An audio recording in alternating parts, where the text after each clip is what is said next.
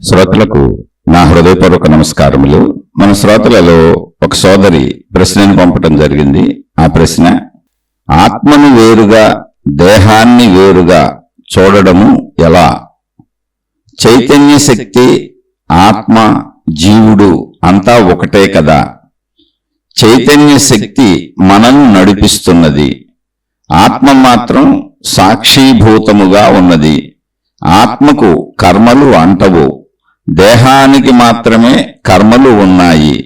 మరలా మరలా జన్మలు తీసుకుంటూనే ఉండాలి.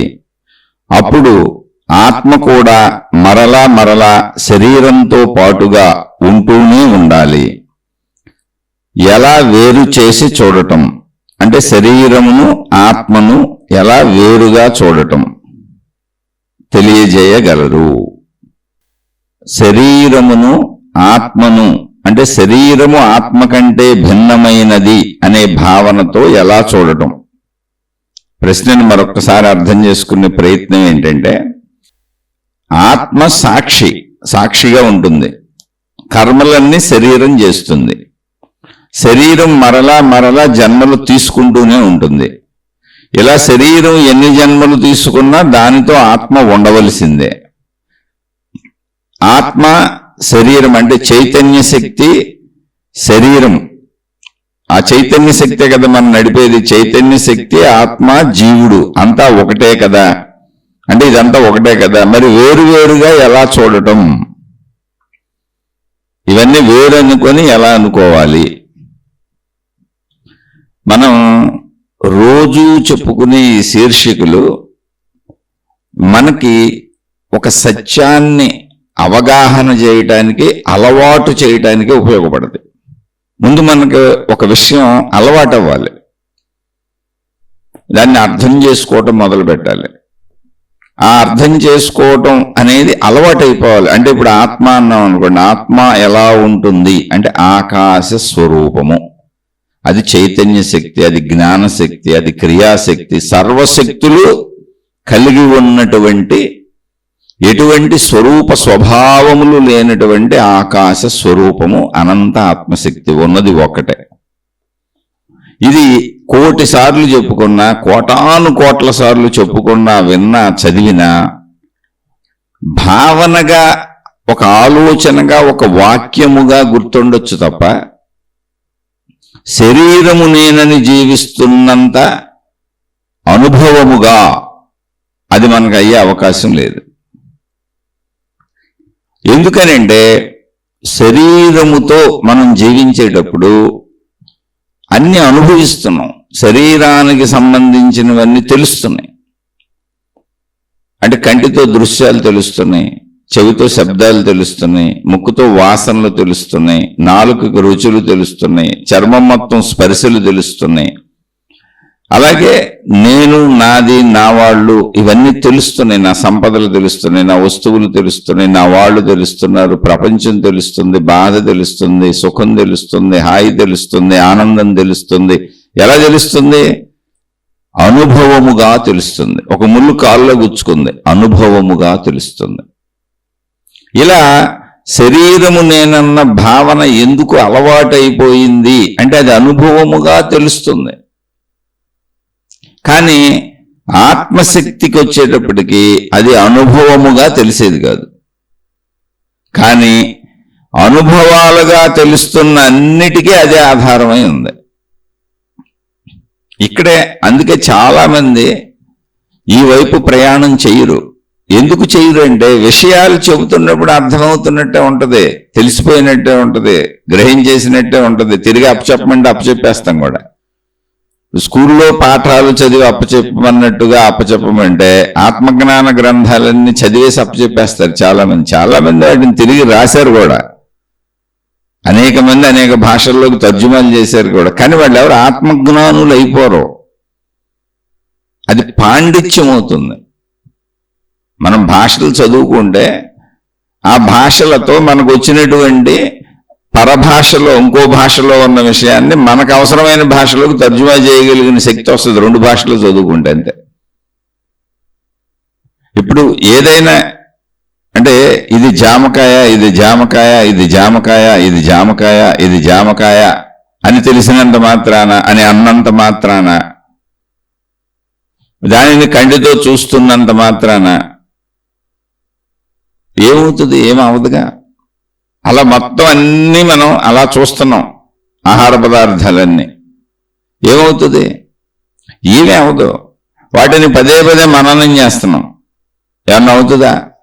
ఆ పేర్లు ఉచ్చరిస్తున్నాం, ఎంతో శ్రద్ధతో భక్తితో ఉచ్చరిస్తున్నాం ఆ పేర్లు. వాటిని చూస్తున్నాం, వాటిని ఎంతో గౌరవపూర్వకంగా చూస్తున్నాం, ఎంతో వినయ విధేయతలతో చూస్తున్నాం, ప్రేమతో చూస్తున్నాం, అభిమానంతో చూస్తున్నాం, కానీ తింటలేదు. ఇప్పుడు మనం బతుకుతామా బతకమా? అసలు కనీసం పొందిన రుచి అన్న తెలుస్తుందా? మనకు శక్తి వస్తుందా? దానిలోని శక్తి మనలోకి వస్తుందా? రాదు. ఆ జామకాయ లేదా ఏ ఆహార పదార్థమైనా మనకి ఎప్పటికీ అనుభవము కాదు, అది మనలో శక్తిగాను మారదు, అది మనను బ్రతికించదు. ఇక్కడ ఏమవుతుంది? శరీరముతో, అంటే శరీరం అనేది ఒక పదార్థం, పదార్థముతో పదార్థముల కలయిక అనుభవంగా ఉంది. ఎందుకంటే పదార్థానికి పదార్థం అనుభవం. జాగ్రత్తగా గమనించండి. ఇది సహజ అలవాటుగా ఉంది పుట్టిన దగ్గర నుంచి. మనమేమి నేను శరీరం అని సాధన చేయట్లా, నేను శరీరము, నేను మనస్సు, ఇలా మనమేం సాధనలు చేయట్లా. సహజ జీవితం జీవిస్తుంటేనే అది సాధనగా నిత్య పనులు అలాగే ఉన్నాయి. అనుభవాలు తెలిసిపోతున్నాయి, తెలిసిన అనుభవాలన్నీ మనసుగా మారిపోతున్నాయి. తెలియటమే మనసు. పంచేంద్రియముల ఈ శరీరము ద్వారా మనం చేసినటువంటి సమస్తము గుర్తుంటున్నాయి, అదే మనసు. అసలు అలా చేయకుండా మెలకువలో ఎలా జీవిస్తాం? శరీరంతో జీవించటమే సాధన అయిపోయింది. ఇప్పుడు జీవితం శరీరము నేనన్న భావాన్ని పెంచే సహజ సాధన, అప్రయత్న ప్రయత్నము. అందుకే అందరూ నువ్వెవరు అన్నారు అనుకోండి, ఈ శరీరం వెంక చూపిస్తారు. అయితే అందరికీ శరీరాలు ఉన్నాయి కాబట్టి పేర్లు పెట్టుకున్నాం గుర్తింపు కోసం. నువ్వు వేరు నేను వేరని వ్యావహారికంగా తెలియటం కోసం, అంతే. నువ్వెవరన్నప్పుడు ఎవరికైనా శరీర భావన వస్తుంది, ఎందుకంటే అది అనుభవంగా ఉంది అక్కడ. కానీ ఇక్కడ గ్రహించవలసిన సత్యం ఏంటంటే పదార్థమునకు పదార్థము అనుభవముగా ఉన్నది. శరీరం అనేది ఏంటి? పదార్థం. అక్కడ పదార్థం ఉంది. ఇప్పుడు మన శరీరాన్ని అంటే మనం ఒక జామ పండుని తిన్నట్టు, ఒక యాపిల్ పండుని తిన్నట్టు, ఏ ఫ్రూట్స్ తిన్నట్టు, ఆహార ధాన్యాలు తిన్నట్టు, వండుకు తిన్నట్టు అనేక మంది మాంసాహారాన్ని తింటూ ఉంటారు. మాంసాహారం అంటే జంతువులు. అలాగే మన కూడా వండుకు తినేశారు అనుకోండి. పూర్వం ఇప్పుడు మన కథల్లో ఉంటుంది నరమాంస భక్షకులు ఉండేవారని. మనకు కూడా ఏదో టేస్ట్ ఉంటుంది. టేస్ట్ లేకపోతే మాత్రం ఏమైంది? ఇప్పుడు మాంసాహారం టేస్ట్ ఉందో చచ్చిందో తెలీదు. ఏమన్నా అందులో మసాలాలు వేసేసి, ఉప్పులు వేసేసి, కారాలు వేసేసి, మనం ఇప్పుడు శాకాహారమైన రుచులు మనం తయారు చేసుకోవటమేగా. రుచులన్నింటికి ఆధారం ఉప్పు, కారం, పులుపు ఇవన్నీ విడిగా దొరుకుతాయి. మసాలాలు అన్ని కలిపేసుకోవచ్చు మన ఇష్టం. దేనికైనా ఏ రుచినైనా మనం తెచ్చేసుకోవచ్చు, ఎందుకంటే వేరే పదార్థాలకు అలగలుపు ఉంది. అలా మనం తిన్నా ఏదో ఒక రుచి ఉంటుంది, ఎందుకంటే పదార్థమే మనం కూడా.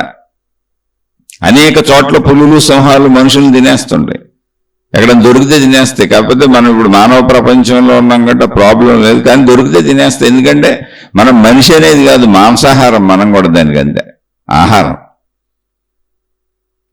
ఇక్కడ విషయం ఏంటంటే శరీరం అనే పదార్థము, అది చెప్పదలిచాను. మనం కూడా ఒక క్రూర జంతువుకి పదార్థమే. ఒక పులి ముందు పడేస్తే మనం కూడా పదార్థమే. పదార్థమునకు పదార్థము అనుభవంగా ఉంది, అది అక్కడ పాయింట్. అది పదార్థం ఏంటి? దేహం. పదార్థమునకు పదార్థము అనుభవంగా ఉంది. పాయింట్ క్యాచ్ చేయాలి మీరు ఇక్కడ. అది క్యాచ్ చేయలేకపోతే అసలు ఎప్పటికే ఆత్మజ్ఞానం అర్థం కాదు. ఓకే, పదార్థమునకు పదార్థం అనుభవం ఏంటి? కాలుకు ముళ్ళు గుచ్చుకుంది అనుకోండి, ముళ్ళు పదార్థము, ఆ చెక్క ముక్క ఉంది అక్కడ, అది గుచ్చుకుంది. అంటే పదార్థమునకు పదార్థం అనుభవం. పురుషుడనే పదార్థమునకు స్త్రీ అనే పదార్థం అనుభవం, స్త్రీ అనే పదార్థమునకు పురుషుడనే పదార్థం అనుభవం. సృష్టి చేసినటువంటి ఏర్పాటు, శారీరక కోరికలు. అలా ఆహార ధాన్యాలన్నీ పదార్థాలు, దృశ్యాలన్నీ ఎదురుగా పదార్థాలు ఉంటాయి. దృశ్యాలన్నింటికి ఆధారంగా మళ్ళీ ఎదురుగా పదార్థాలు ఉండాల్సిందే. శబ్దాలన్నింటికి కూడా మళ్ళీ శబ్దం ఉత్పత్తి అవ్వాలంటే పదార్థాలు ఉండాల్సిందే, వాసనలన్నింటికి పదార్థాలు ఉండాల్సిందే, రుచులన్నిటికీ పదార్థాలు ఉండాల్సిందే, స్పర్శలన్నిటికీ పదార్థాలు ఉండాల్సిందే. అంటే ఏంటి, ఒక ఘనత్వమును సంచరించుకున్న మానవుల లాంటి, చెట్ల లాంటి, జంతువుల లాంటి, భూమి లాంటి, లేదా నీరు లాంటి, ఇలా మొత్తం ఏదో ఒకటి పదార్థాలు ఉండాలి. అక్కడ జడ చైతన్య పదార్థములు ఉండాలి. అది శరీరమునకు సంబంధించిన లోకము. శరీరం అనే పదార్థానికి, ఇప్పుడు మన శరీరం మనకి నేను అనుకున్నాం అనుకోండి, ఒక మాంసాహారి ఒక కోడిని తినేస్తున్నారు, ఒక చేపను తినేస్తున్నారు, ఒక మేకను తినేస్తున్నారు అనుకోండి. ఇప్పుడు అదేమైంది, వాళ్ళకి ఆహార పదార్థమైంది, జీవి అవల పదార్థం. వాళ్ళు అవి తింటున్నట్టుగా మనం చెట్ల నుంచి వచ్చినవి తింటున్నాం, అంతే, ఏం తేడా లేదు. మనం అంటే ఈ కొంతమంది, అవి కొంతమంది, అన్ని పదార్థాలు అక్కడ. అలా మనం కూడా ఒక పదార్థం. ఇది శరీర లోకము, అంటే పదార్థ లోకము. మనం ప్రకృతి అన్నా, సృష్టి అన్నా, విశ్వము అన్నా, ప్రపంచము అన్నా, మొత్తం మనం చూస్తుంది ఏంటి, పదార్థములను. గ్రహములు, గోళములు, నక్షత్రములు పదార్థములే, ఘనత్వమును కలిగి ఉన్నాయి. అలా భూమి మీద మనకు కనబడే అన్ని పదార్థములే. అంటే శరీర లోకం ఏంటి, పదార్థ లోకం. అక్కడ ఘన పదార్థం ఉంది, పదార్థమునకు పదార్థము అనుభవంగా ఉంది. అందుకని పంచేంద్రియ అనుభవాలకు ఏం అందుతాయి అంటే పదార్థాలే అందుతాయి. శబ్ద, స్పర్శ, రూప, రస, గంధములు. రస అంటే రుచులు, గంధం అంటే వాసనలు. ఇవన్నీ పదార్థాలు ఉంటేనే వస్తాయి. అంటే వీటిని గ్రహించేది శరీరం అనే పదార్థమే. గ్రహించటానికి అనువుగా బయట శరీరమా, చుట్ట, పొట్ట, గొట్ట, జంతువ, మనిషి, ఏదో పదార్థాలు ఉండాలి అక్కడ. అందుకని ఇది పదార్థ లోకము, శరీర లోకము, ప్రకృతి అని మనం అనుకునేదంతా కూడా, కనపడే సృష్టి అంతా కూడా పదార్థ లోకం. పదార్థానికి పదార్థం అనుభవంగా ఉంది. ఓకే, ఇక్కడ వరకు ముందు దాన్ని కన్ఫర్మ్ చేసుకోండి. పదార్థమునకు పదార్థము అనుభవముగా ఉన్నది. ఇది ఒక స్థితి, పదార్థ స్థితి, ఇది శరీర స్థితి. ఓకే, అక్కడికి అయిపోయిందా? మనిషిగా మనం ఉన్నాం కదా ఇప్పుడు, మన శరీరం, నేను, అక్కడికి అయిపోయిందా? అవలా, అక్కడికి అవట్లా. ఎందుకనంటే పదార్థమునకు స్వయం ప్రతిపత్తి లేదు. అంటే ఇప్పుడు అక్కడ ఒక రాయి ఉందనుకోండి, ఒక చిన్న రాయి ఉంది, అది దానంతట కదిలి ఎగిరి వచ్చి మన కొడుతుందా? మనకు తగులుతుందా? అది దానంతట అది కదలగలదా? లేదు. ఏదో ఒక చెయ్యి దాన్ని తీసి అవతల పారేయాలి, లేదా ఎవరి మీదకన్నా ఇసిరేయాలి, లేదా ఏ చెట్టుకో ఉన్న కాయను కొట్టాలి. మొత్తానికి ఆ రాయిని ఎవరో కదపాలి, లేకపోతే అప్పటికే ఆ రాయి అక్కడే ఉంటుంది. పదార్థము స్వయం ప్రతిపత్తి కలిగి లేదు. మరి ఇప్పుడు మనిషి శరీరపరంగా పదార్థమునకు పదార్థ అనుభూతులు కలుగుతున్నాయి, అంతవరకు డౌటే లేదు. మరి పదార్థముగా నాకు స్వయం ప్రతిపత్తి ఉన్నదా? శరీరమునకు స్వయం ప్రతిపత్తి ఉన్నదా? అంటే దానంతట అది అన్ని చేసేసుకోగలదా? అంటే చేస్తున్నాను కదండి, నేనే కదులుతున్నా, నేనే తిరుగుతున్నా, నేనే మాట్లాడుతున్నా, నేనే చూస్తున్నా, నేనే తింటున్నా, నేనే తాగుతున్నా, అన్నీ నేనే చేస్తున్నాను కదా అని సగటు సామాన్య మానవుడు అనుకుంటాడు. ఎందుకనంటే పరిశీలన అనేది మనకు లేదు కనుక. అందువలన మనుషులలో ఎక్కువ శరీర భావం పెరిగిపోవడానికి కారణం ఏంటంటే పరిశీలనా శక్తిని వదిలేశాం. ఇక్కడి నుంచి మొదలవుతుంది ఆధ్యాత్మిక చదువు. అసలు ఆధ్యాత్మిక చదువు అంటే ఏంటంటే ఉన్న సత్యాన్ని తెలుసుకునే ప్రయత్నం చేస్తున్నాం. పదార్థమునకు పదార్థ అనుభూతులు ఉన్నాయి, అది శరీర సత్యము. ప్రకృతి అంతా అలాగే ఉంటుంది, సృష్టి అంతా అలాగే ఉంటుంది. సృష్టి మొత్తం పదార్థముల మయం. కాబట్టి నేను శరీరం అన్న భావన అందరికీ ఉంటుంది, అన్నిటికీ ఉంటుంది, మనకే ఉంటుంది. అందులో తప్పు లేదు, అంతవరకు అసలు తప్పే లేదు. నేను శరీరం అని అందరూ అనుకోవచ్చు. అయితే ఎక్కడితో అయిపోయిందా అది అక్కడ క్వశ్చన్.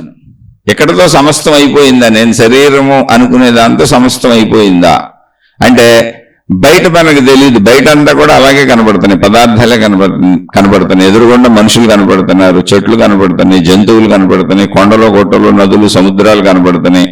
ఇంకా ఏదో సైంటిస్టులు అనిపోయిన అటువైపు వెళ్తే గ్రహగోళ నక్షత్రములు కనబడుతున్నాయి. అక్కడికి అయిపోయిందంటే అటు బయట చూస్తే అయిపోయినట్టే కనబడుతుంది.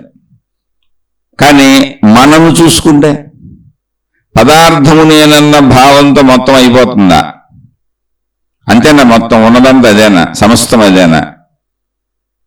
అంటే బయట చూస్తే సమస్తం అదే ఉండొచ్చు, ఎందుకంటే మనకు బయట ఏమి తెలియదు, మనకు పదార్థాలు కనపడతాయి కనుక, వినపడతాయి కనుక. శబ్దస్పర్శ రూప రసగంధములకు అందేదన్ని పదార్థములే కనుక బయటకు చూసినప్పుడు మనకు తెలియదు. కానీ మనం చూసుకుంటే నేను పదార్థమేనా, యథార్థముగా నేను పదార్థమునేనా అని మనం చూసుకుంటే, అంటే సహజ సామాన్య మనుషులందరికీ నేను పదార్థము, ఈ శరీరము నేను అనే భావన ఉంది. అందుకని జీవించుకుంటూ వెళ్ళిపోతున్నారు ఈ శరీరం కోసమే. ఎన్ని రకాల నేరాలు ఘోరాలు జరిగినా ఈ శరీరం కోసమే. ఎన్ని రకాల తప్పులు ఒప్పులు మంచులు చెడులు చేసినా ఈ శరీరం కోసమే. శరీరం శిథిలమయ్యేంత వరకు మనిషి ఏదో ఒక ప్రయత్నం చేస్తానే ఉంటాడు. అది మంచిదా చెడ్డదా, ఘోరమైందా, నేరమా నీచమా, ఉన్నతమా, ఏదో ఒకటి. శరీరము నేనన్న సగటు భావన అంతే. సామాన్య మనిషికి ఇక్కడికి ఆగిపోయింది. ఇంకా ఆలోచించే టైము లేదు, ఆలోచించరు, అలా ముందుకు వెళ్ళిపోతూ ఉంటారు. కానీ ఆలోచిస్తే, ఒకవేళ మనమే ఇప్పుడు ఆలోచన మొదలు పెడదాం, ఏమైంది? ఆలోచిస్తే నేను పదార్థము, ఈ శరీరమును మాత్రమే, నా సంపూర్ణత ఈ శరీరమే అనే భావనతో సంపూర్ణంగా ఏకీభవించగలమా? నాలో ఇంకా ఏమైనా ఉన్నదా? ఈ పదార్థతత్వము కాకుండా నాలో ఇంకేమైనా ఉన్నదా? ఎదుటి వాళ్ళు నాకు తెలీదు, బయట చూసినప్పుడు కనబడేదంతా పదార్థతత్వమే.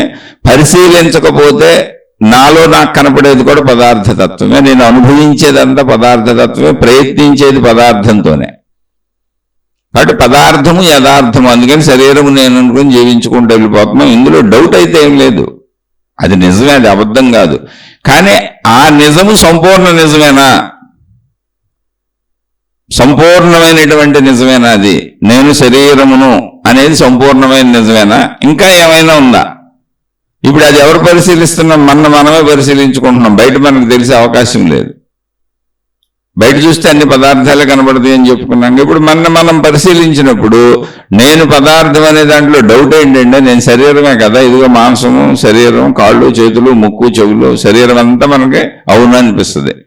ఓకే, అందులో డౌటే లేదు. ఇంకా కొంచెం ఆలోచించు, నీ గురించి నువ్వు ఇంకొంచెం ఆలోచించు, నీకు తెలిసిన దాంట్లోంచి ఆలోచించు. నువ్వేం పెద్ద తపస్సులు చేయక్కర్లా, నీకు తెలిసినటువంటి జ్ఞానంలోంచే ఇంకా కొంచెం ఆలోచించు. పోయిన ఒకవేళ ఆలోచించట్లేదు, నేను పదార్థమే అనుకుందాం కాసేపు. ఇప్పుడు నేను నిద్రపోయాను అంటే నా శరీరము నిద్రపోయింది. నేను మెలకువ ఉన్నంతసేపు నేను శరీరం అనుకున్నాను. ఇప్పుడు నేను నిద్రపోయినప్పుడు నాకు నేననే భావన కూడా లేదు, నా శరీరం నిద్రపోయింది. ఇప్పుడు నేను ఉన్నట్ట లేనట్ట? అసలు మెలకువ వస్తే మళ్ళీ పుట్టినట్ట? మెలకువ రాకపోతే నేనేమైనట్టు? మెలకువ ఇప్పటికే రాలేదనుకోండి, చనిపోయాడని లెక్క. మరి నిద్రాస్థితిలో ఏం జరుగుతుంది అంటే శరీరం విశ్రాంతి తీసుకుంటుంది. ఓకే, బాగానే ఉంది. మరి నేను మెలకువ వచ్చినప్పుడు నా శరీరమునకు నేనన్న భావమునకు, మళ్ళీ జాగ్రత్తగా గమనించండి, అసలు నేను ఈ శరీరము అని నాకు నేను అనేసుకుంటున్నానా? నేను ఈ శరీరం అని పదార్థమే చెబుతుందా? లేకపోతే నేను ఈ శరీరము అని పదార్థమునకు భిన్నమైన భావస్వరూపం నాలో ఏదైనా ఉందా? ఎందుకంటే నేను పరిశీలించినప్పుడు మొత్తం కలిపేసుకుంటూ ఉంటాను, పరిశీలించినప్పుడు కలిపేసుకున్నదంతా విడదీసి చూసుకోవాల్సి వస్తుంది. ఇప్పుడు నేను ఈ శరీరము అన్నప్పుడు అది శరీరములోంచి ఉత్పన్నమవుతుందా? నేను ఈ శరీరం అనేటువంటి భావరూపం నాకు ఇది శరీరం అన్న స్పృహను కలిగిస్తుందా? అంటే నేను దీన్ని డైరెక్ట్గా చెప్పాలి అంటే, మనలో భావజాలం అనేది వేరుగా ఉన్నదా? ఆలోచనలు, మనసు, భావములు, జ్ఞాపకాలు అనేవి విడిగా ఉన్నవా? అవి శరీరాన్ని గదుపుతున్నాయా, లేదా శరీరమునకే ఆసక్తి ఉన్నదా? అంటే శరీరము అదే భావజాలం కింద కూడా ఉందా? శరీరములోనే ఆ భావజాలం ఉందా? శరీరములోనే ఆ భావజాలం ఉన్నమాట నిజమే, మన శరీరంలోనే జరుగుతుంది. కానీ శరీరముకు భావజాలముకు పరిమితత్వములో, శక్తితత్వములో వ్యత్యాసం ఉన్నదా? అప్పుడు శరీరం అది కలిసి ఉందా లేదా అర్థమైపోద్ది. కలిసి ఉన్నట్టు ఇప్పుడు కనపడుతుంది. అంటే ఇప్పుడు నా మనసులో ఒక ఆలోచన వచ్చింది, నేను ఎప్పుడో సుదూర ప్రాంతంలో ఎక్కడో ఏదో అమెరికాలో మా చుట్టాల ఇంటికి వెళ్ళి వచ్చాను. బహుదూర ప్రాంతాలన్నీ తిరిగి వచ్చాను, అనేక పుణ్యక్షేత్రాలు యాత్రలు చేసి వచ్చాను. ఇప్పుడు ఎందుకు అలా కూర్చొని అవన్నీ ఒకసారి గుర్తు చేసుకున్నాను. మానసికంగా వాటన్నింటి దర్శనం అయిపోయింది. అంటే మనసు అక్కడికి వెళ్ళిపోయింది, వాటిని నాకు తిరిగి చూపించింది. వెళ్ళింది అనొచ్చు, చూపించింది అనొచ్చు, ఏదైనా కానీ. ఇప్పుడు ఈ మనోవేగం అంతా శరీర వేగం వెళ్ళగలదా? అంటే శరీరమునకే ఒకవేళ ఆలోచనలు ఉండుంటే, శరీరమునకే ఆలోచన శక్తి, భావశక్తి ఈ పదార్థములోనే కలిసిపోయి పదార్థముతోనే ఉండుంటే, ఆ వేగము పదార్థమునకు కూడా రావాలి. మనోవేగము, ఆలోచన వేగము, ఆ భావముల వేగము శరీరంతో కూడా ఉండాలి. అప్పుడు మనం మనసు వెళ్ళినంత స్పీడ్గా మన శరీరం కూడా ప్రయాణించుకుంటూ వెళ్ళిపోగలిగి ఉండాలి. మీరు చూడండి, ఇప్పుడు ఎందుకు మన ఊర్లోనే మనం ఉన్నాం, ఏదో సినిమాకి వెళ్దాం అనుకున్నాం, సినిమా హాల్ ఒక 4-5 కిలోమీటర్ల దూరంలో ఉంది. ఇంతకుముందు వెళ్ళాం, చూసి వచ్చాం, మొత్తం తెలుసు, చాలాసార్లు ఆ థియేటర్లో సినిమాలు చూసాం. ఇప్పుడు మళ్ళీ సినిమాకి వెళ్దాం అనుకున్నాం, మనసు తత్క్షణమే వెళ్ళిపోద్ది అక్కడికి. ఇంతకుముందు మనం చూసిన థియేటరు, తెలిసిన థియేటరు, అనేక సార్లు వెళ్ళింది అయితే లోపలికి కూడా వెళ్ళిపోద్ది, మన సీట్లో కూడా కూర్చుంటాం. కానీ శరీరం అక్కడికి వెళ్ళడానికి ఎంత టైం పడుతుంది? ప్రాక్టికల్గా పదార్థ లోకములు అంటే సృష్టిలో, ప్రకృతిలో ఉన్న కాల స్థితిని అనుసరించి, కాలం ఉంది, మనం ఏర్పరుచుకున్న కాలం ఉంది, సెకండ్లు, నిమిషాలు, గంటలు, ఆ ప్రకారమే టైం పడుతుంది. ఆ నిర్ధారణ మారదు. అంటే పదార్థమునకు నిర్ధారణ ఉంది. ప్రకృతిలో మొత్తం పదార్థం కాలము యొక్క బంధనములో ఉంది, కాలము యొక్క ఆధీనములో ఉంది. అంటే పదార్థం ఎప్పుడు కాలాధీనంలో ఉంది. అందుకే మనకు ఆయువు ఉంది. ఆయువు తీరిపోతే ఈ పదార్థం నశించిపోద్ది. మరి మనసు మనదేగా, మన ఆలోచనలేగా. అంటే మనసు వేరు, పదార్థము వేరు అనే భావన మనకి ఎక్కడైనా తెలుస్తున్నదా? ఇది ఎవరికి వారే గమనించుకోవాలి, మనమే గమనించుకోవాలి, మనమే పరిశీలించుకోవాలి. అందుకే ఇది మన స్వీయ చదువు, అంతరంగ చదువు. శరీర, మనో, అహంకార, బుద్ధి, ప్రాణశక్తుల మన సంపూర్ణ చదువు. కాబట్టి మనం చదవవలసిన పుస్తకమే మనమే, మనం చదవవలసిన జ్ఞాన గ్రంథం మనమే, మనం అధ్యయనం చేయవలసింది మన గురించే. ఇప్పుడు అదే సినిమాకి మనసు అంటే ఆ సినిమా హాల్లోకి లోపలికి తెలిసిందైతే లోపలికి వెళ్ళిపోద్ది, వెళ్ళిపోయి సీట్లో కూడా కూర్చుంటుంది. తత్క్షణమే అంటే మనం భావించుకున్నంత వెంటనే వెళ్ళిపోయింది మనసు. తెలిసిన ఏ ప్రదేశమునకైనా మనసు తక్షణమే వెళ్ళిపోగలదు. ఒకటి, తెలియని దానిని కూడా భవిష్యత్తుని మనసు ఎంతైనా ఊహించుకోగలదు, మరణ పర్యంతము ఊహించుకోగలదు. అంటే భవిష్యత్తులోకి ప్రయాణించగలదు మనసు, గతములోకి ప్రయాణించగలదు, ప్రస్తుతంలోనూ ఉండగలదు. మనసుకి కాలభేదము కనపడదు. చూసుకోండి, మనసుకి కాలభేదం లేదు. ఇప్పుడు శరీరము వెనకటిలోకి అంటే నిన్నటిలోకి వెళ్ళలేదు, కానీ మనసు మొత్తం మనకు పాతదంతా జ్ఞాపకంగా తీసుకొచ్చి వాటిని అన్నింటినీ చూపిస్తూ ఉంటుంది. అంటే గతంలోకి అది వెళ్ళగలుగుతుంది, కానీ శరీరం వెళ్ళలేదు. అందుకే మనకు ఊహలలో గతం గుర్తుంటుంది. గతం అనేది గుర్తుండటం అనే ప్రాసెస్సే గతం. జ్ఞాపకాలన్నీ గతమే. అంటే మనసు గతంలోకి వెళ్ళగలదు, ప్రస్తుతంలో ఉండగలదు, భవిష్యత్తులో కూడా వెళ్ళిపోగలదు. దానికి కాలాతీతము అంటే పదార్థలోకమునకు పైన ఉంది. ఇది పదార్థలోకము కాలాధీనములో ఉంది. ఇప్పుడు అదే సినిమా హాల్కి మనసు స్మరించినంత వెళ్ళిపోద్ది, అది అమెరికా అయినా స్మరించినంత వెళ్ళిపోద్ది. ఒకవేళ మనం చంద్రమండలానికి వెళ్ళొచ్చి చూసొచ్చాం అనుకోండి, దానికి ఆల్రెడీ దారి తెలుసు అనుకోండి, దారి తెలిసిన ప్రతి చోటకే అది స్మరించినంత వెళ్ళిపోగలదు. అంటే మనకు అర్థం అవడానికి మనం చెప్పుకుంటున్నాం. దాని వేగము అపరిమితము. అది దానికి మళ్ళీ కాల పరిధి లేదు, స్థల పరిధి లేదు, క్రియా పరిధి కూడా లేదు. దానికి అసలు ఏ పరిధి లేదు, అన్లిమిటెడ్ ఫోర్స్. అది మీరు చూసుకోండి కావాలండి. కాల పరిధి లేదు, గతంలోకి వెళ్తుంది, ప్రస్తుతంలో ఉంటుంది, భవిష్యత్తులోకి వెళ్తుంది. కాల పరిధి లేదు. అలాగే స్థల పరిధి లేదు. ఇప్పుడు మనిషి ఈ స్థలంలో ఉంటే ఇంకో స్థలంలో ఉండలేడు. మనిషికి ఎక్కడికి ప్రయాణించి వెళ్ళాలన్నా కాలము పడుతుంది, కాలాధీనంలో ఉంటాడు, మనిషి ఏర్పరుచుకున్న కాలంలో ఉంటాడు. ఇదంతా పదార్థలోకం, ప్రకృతి, సృష్టి. కాలానికి కట్టుబడి ఉంటుంది, స్థలానికి కట్టుబడి ఉంటాం. ఒక స్థలంలో ఉంటే ఇంకో స్థలంలో ఉండలేం. మనసుకి స్థల పరిధి లేదు, అది ఎక్కడికి ఎప్పుడైనా తత్క్షణమే. ఒకేసారి అనేక విషయాలను కూడా గుర్తు చేసుకోగలదు. చూడండి, మనం ఈ పని చేస్తూ ఉంటాం. ఇప్పుడు మనిషి కారు డ్రైవ్ చేస్తున్నాడు అనుకోండి, ఇంకో చోట ఉండలేడు, కానీ మనసు ఇంకొక చోట ఇంకో విషయాలను గుర్తు చేసుకుంటూ ఉంటుంది. అలా ఒక పని చేస్తుంటే అనేక విషయాలను గుర్తు చేసుకుంటూ ఉంటుంది. అంటే మనసు అక్కడ కూడా ఉండగలదు, అనేక చోట్ల ఒకేసారి ఉండగలదు. దానికి స్థల పరిధి లేదు, దానికి క్రియా పరిధి కూడా లేదు. ఇప్పుడు మనిషి ఒక పని చేస్తున్నాడు అనుకోండి, ఆ పనినే చేయగలడు. లేదు బాగా నేర్చుకుంటే 2-3 పనులు ఒకేసారి చేయగలడు. ఇప్పుడు డ్రైవ్ చేస్తూ ఫోన్ మాట్లాడగలడు, ఏదో టీ తాగుతూ కబుర్లు చెప్పగలడు, అలాంటి. కానీ మనసుకి క్రియాపరిధి కూడా లేదు. అది ఏ క్రియలు ఎలా అయినా అసలు ఎంతైనా చేసేయగలదు. మనకు వచ్చే కళలు చూడండి, కళలు మొత్తం మనసులో జరుగుద్ది. ఆ కళలో ఏముంది, ప్రపంచం మొత్తాన్ని మనసు సృష్టించేసింది. భౌతికంగా మనం చూస్తున్నటువంటి ప్రకృతి ఎంత ఉందో అంత ప్రకృతిని సృష్టించేసింది మనసు. ఈ ప్రకృతిలో ఎన్ని రకాల జీవరాశులు ఉన్నాయో అన్నింటినీ సృష్టించేసింది. అందులో మన్న కూడా సృష్టించేసింది. ఏమన్నా మనసు ఎంత చిత్రమైందంటే మళ్ళీ అందులో మన్న కూడా శరీరంతో సృష్టించింది. అంటే మనసు శక్తి యొక్క అపరిమితత్వం చూడండి, సృష్టి చేసేస్తుంది అక్కడ. కానీ అది కళని వదిలేస్తాం మనం. కానీ అదే మెలకువలో ఊహలుగా వస్తూ ఉంటాయి మనకి.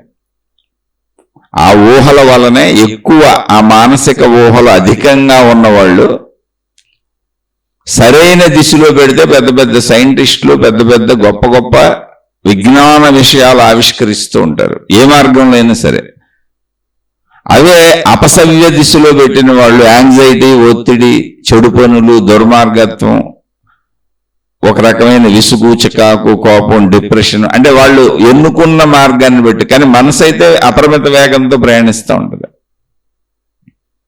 అనేక ఆవిష్కరణలన్నిటికీ అదే ఉపయోగపడుద్ది, అనేక రకమైన వినాశనాలకి అదే ఉపయోగపడుద్ది, అనేక రకమైన భయభ్రాంతులకి అదే ఉపయోగపడుద్ది, నువ్వు దాన్ని ఉపయోగించే తీరుని బట్టి. కానీ అక్కడ పాయింట్ ఏంటంటే క్రియాశక్తిగా దాని శక్తి అపరిమితం. అంటే దానికి అసలు అది ఎటువంటి లిమిట్స్ లేదని చెప్పుకోవచ్చండి. ఎన్ని రకాలుగా చెప్పినా శరీరానికి అన్ని లిమిట్స్ ఉన్నాయి. శరీరం కొంతవరకు కొన్ని క్రియలే చేయగలదు. శరీరానికి అలసట వచ్చేస్తుంది, మనసుకు అలసట లేదు. ఎందుకంటే అసలు దానికి స్వరూపమే లేదు, అది పదార్థము కాదు. ముందు అక్కడ గమనించండి, శరీరం ఏంటి? పదార్థం. మాంసం ఉంది, ఎముకలు ఉన్నాయి, రక్తం ఉంది, అన్ని తెలుసు మనకు. పదార్థ స్వరూపం. నొప్పి ఉంది, బాధ ఉంది, స్పర్శ ఉంది. పదార్థమునకు పదార్థముల అనుభవము. అది మనసుకు కూడా పదార్థ లోకంలోకి తీసుకొచ్చాం మనం, శరీరం నేననుకొని. పదార్థములనే అనుభవాలుగా గుర్తుపెడతాం. అందుకని అది అనుభవాలను, అంటే పదార్థముల యొక్క అంతిమత్వాన్ని, అనుభవాలను గుర్తుపెట్టుకుంటుంది. గుర్తులో పదార్థాలు లేవు, మనసులో పదార్థం ఉండదు.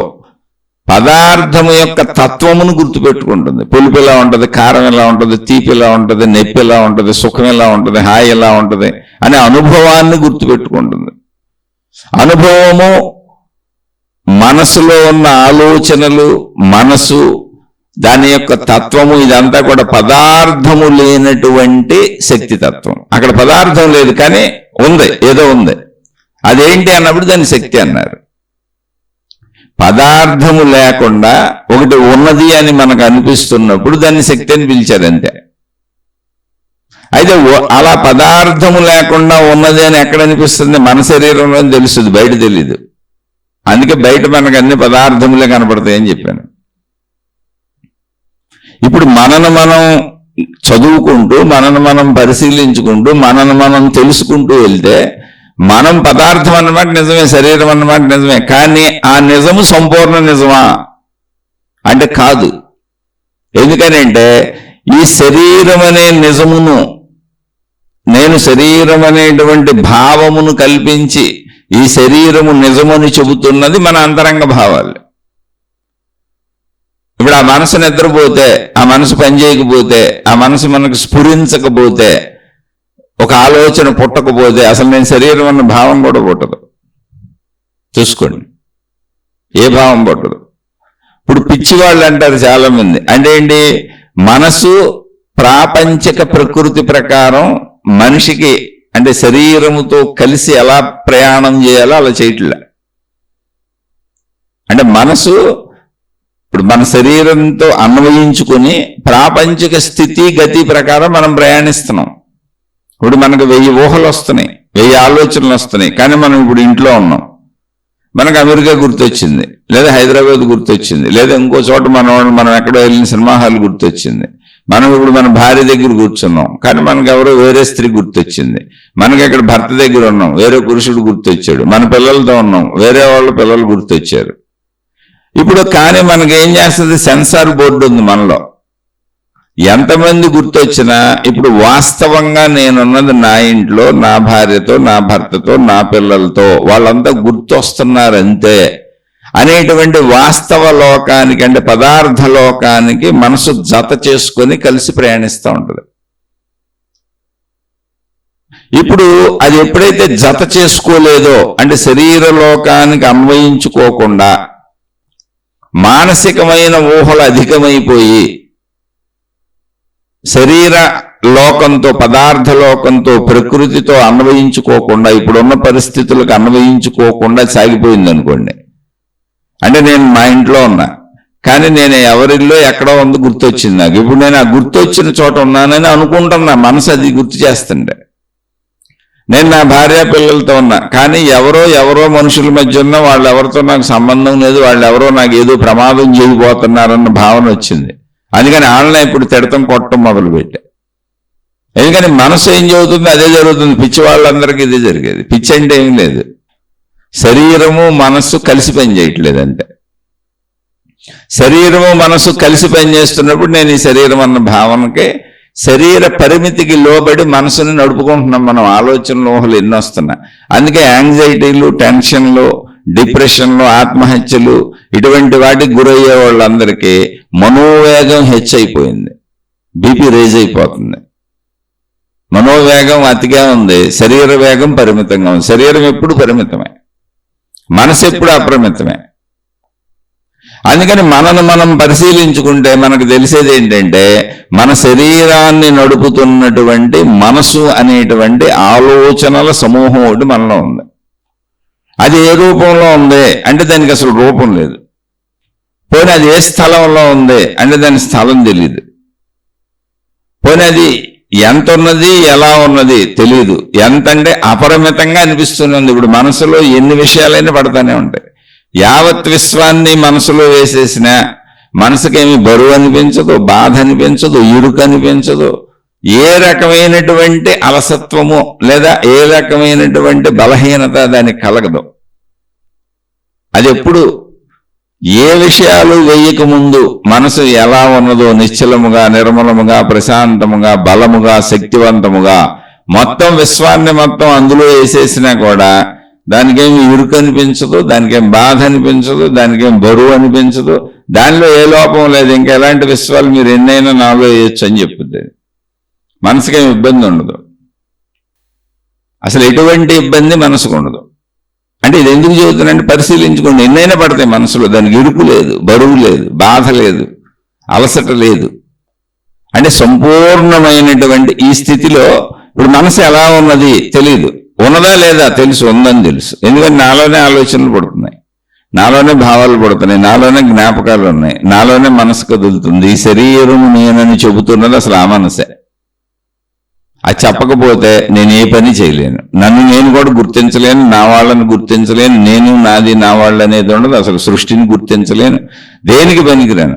నాకు ఒకవేళ మనసు ఉండి పంచేంద్రియ మనసు నాకు ఏమీ చెప్పక, మనసు పనిచేయక, పంచేంద్రియాల శరీరము ఎంత ఆరోగ్యవంతంగా ఉన్నా పంచేంద్రియాలు పనిచేస్తున్నా మనసు శరీరంతో కలిసి పనిచేయకపోతే నేనేమీ చేయలేను. పిచ్చి వాళ్ళందరినీ గమనించండి మీరు. మనసు వేరుగా పనిచేస్తుంది, శరీరం వేరుగా పనిచేస్తుంది. వాళ్ళకి రెండు సమన్వయంతో పనిచేయట్లా. నిద్రాస్థితిలో ఏం జరుగుతుందంటే మనసు అసలు లేదు, అక్కడ మనసే లేదు, కాబట్టి నేనన్ను ఇరుక్కోడలేదు. స్వాప్నిక స్థితిలో ఏం జరుగుతుంది అంటే శరీరము నిద్రపోయింది, కానీ మనసు సంచరిస్తుంది. ఎంత సంచరిస్తుంది అంటే మొత్తం విశ్వాన్నే సృష్టించేసింది, అందులో నన్ను కూడా సృష్టించింది, నన్ను కూడా, నా శరీరాన్ని కూడా సృష్టించింది. ఏ శరీరము నేను అనుకొని తిరుగుతున్నానో దాన్ని కూడా సృష్టించింది. మళ్ళీ ఏ శరీరముతో మెలకువలో నేను సుఖములు దుఃఖములు కష్టములు బాధలు ఇష్టములు అయిష్టములు అనేటువంటి జీవితాన్ని గడుపుతున్నానో అదంతా స్వప్నలోకంలో గడుపుతాను. నన్ను సృష్టించింది మొత్తంగా స్వప్నలోకంలో అవన్నీ నేను గడిపేటువంటి నిజమైన శరీరాన్ని సృష్టించేసింది. అక్కడ మొత్తం నిజమైన విశ్వాన్ని సృష్టించేసింది. అందుకే కళలు అన్నీ నిజంగానే ఉంటే అనుభవిస్తానంటాం. కాకపోతే కళ అని ఎందుకు కొట్టేస్తున్నామంటే విశ్లేషించుకు చూస్తే అది మన మనోలోకము, కానీ మనకు మన మనలోకం ఇంకో మనోలోకం ఉందనేది మనం అసలు తెలుసుకోలేదుగా, దాన్ని పరిశీలించట్లేదుగా. మనం మనోలోకం ఎలా ఉంటుంది అంటే దానికి ఆధారత లేదు, పదార్థం కాదు అది. ఇలా ఉంటుందని చెప్పడానికి దానికి అది పదార్థం కాదు, దానికి రంగు లేదు, రుచి లేదు, వాసన లేదు, శబ్దం లేదు, స్పర్శ లేదు. అప్పుడు మనం చెప్పలేము. ఎందుకని? మన పదార్థము, శరీరం అనే పదార్థము పదార్థములనే గుర్తించగలదు. అలా గుర్తించలేకపోయినా మనసు అనేది ఉన్నదని మనకు తెలుసా తెలీదా? తెలుస్తున్నది. ఎలా తెలుస్తున్నది అంటే దృశ్యముగా తెలుస్తుందా, శబ్దముగా తెలుస్తుందా, వాసనగా తెలుస్తుందా, రుచిగా తెలుస్తుందా, స్పర్శగా తెలుస్తుందా? ఈ 5 రకాలుగా తెలియట్లా. మరి ఎలా తెలుస్తుంది? నేనుగా తెలుస్తుంది, నాలోనే తెలుస్తుంది, నాకే తెలుస్తుంది. నేను శరీరం అని అనుకుంటున్నాను కాబట్టి నాకు తెలుస్తుంది అంటున్నా. కొంచెం ఇంకా జాగ్రత్తగా డెప్త్గా లోపలికి వెళ్ళి పరిశీలిస్తే నేనే అదిగా తెలుస్తుంది. అయితే నేను అంత పరిశీలన చేయలేదు కనుక శరీరంతో కలిసిపోయి ఉండి శరీరం నేను అనుకుంటున్నా. విచారణ డెప్త్గా చేయగలిగితే, ఇంకా లోతుకు వెళ్ళగలిగితే అసలు అది నేనుగా తెలుస్తుంది. లేకపోతే నాకెట తెలుస్తుంది? నాకు శరీరపరంగా పదార్థపరంగా తెలియాలంటే శబ్దస్పర్శ రూపరసగంధములుగానే తెలియాలి. అలా తెలియట్లేదు. అలానే ఉన్నట్టు నాలోనే తెలుస్తుంది. అసలు నేను శరీరం అని చెబుతుందే అది కదా. అప్పుడు నేను శరీరం అవుతానా? చెబుతున్నది నేనవుతానా? నేను శరీరము నేను అన్న భావన శరీరం మీదకి ఎందుకు వచ్చింది? నేను శక్తిని, మనసు అనే శక్తిని పట్టుకోలేకపోవడం వలన నేను అన్న స్ఫురణ నాలో కలుగుతుంటే అది శరీరానికి అన్వయించుకొని పదార్థతత్వముతో పదార్థములను అనుభవిస్తూ శబ్దస్పర్శ రూపరస గంధములతో జీవితమును గడుపుతున్నాను కనుక ఈ జీవితానుభవములన్నీ మనసుగా ఉన్నా కూడా దాన్ని పట్టించుకోక పదార్థతత్వమునే నేను నా యథార్థం అనుకొని నేను శరీరం అనుకొని సాగిపోతాను. ఎందుకంటే నేను అనుభవించేదంతా పదార్థములే. కానీ నేను ఎక్కడ పుట్టింది? శరీరం మనసులో పుట్టింది. శరీరములో మనసులో పుట్టింది. అయితే అది శరీరానికి కలుపుకుంటున్నాను నేను. మనసులో ఏమున్నాయి? శరీర సంబంధిత విషయాలు, ప్రాపంచిక విషయాలు అంతే. మొత్తం మనసులో ఉన్నాయన్నీ అయ్యాయి. మరి మనసు ఎలా ఉంది? మనసులో ఉన్నాయి అయ్యే. ఏ రూపంలో ఉన్నాయి? పదార్థ రూపంలో ఉన్నాయా? జాంపండు లాగా ఉందా? లేదు. అది దాని ఆకృతి, దాని రుచి, దానికి సంబంధించిన వివరాలు అనుభవాలుగా ఉన్నాయండి అంతే. అంటే శబ్దస్పర్శ రూపరస గంధాలుగా అనుభవాలుగా ఉన్నాయి అంతే. ఓకే. అంటే ఇప్పుడు అక్కడ పదార్థం లేదు, నిజంగా పండు లేదు, నిజంగా పదార్థం లేదు, నిజంగా మనిషి లేడు. అంటే జ్ఞాపకము, గుర్తు అన్నాం. అంటే అన్నీ ఉన్నాయి కానీ పదార్థాల్లో లేవు. ఒక మాటలో చెప్పాలండి, ప్రకృతిలో కనపడుతున్న పదార్థాలు, ఇప్పుడు చెట్లు ఉన్నాయి, మనసులో కూడా చెట్లు ఉన్నాయి, బయట ప్రపంచంలో చెట్లు ఉన్నాయి. బయట ప్రపంచంలో చెట్లు పదార్థాలుగా ఉన్నాయి, ముట్టుకోవడానికి పట్టుకోవడానికి అన్నిటికీ కనపడుతున్నాయి. మరి లోపల మనసులో ఉన్నాయని తెలుసు, మనసులో ఉన్నాయి, మొత్తం అన్నీ ఉన్నాయి, చెట్లు ఉన్నాయి, మనుషులు ఉన్నారు, జంతువులు ఉన్నాయి, కానీ పదార్థముల వల్లే లేవు. మరి ఎలా ఉన్నాయి అంటే ఎలా ఉన్నాయో తెలియదు. ఎలా ఉన్నాయో తెలియదు అంటున్నావుగా, లేవా? లేదు, ఉన్నాయా. అసలు అవి ఉన్నాయనేక నేను బతుకుతున్నాను.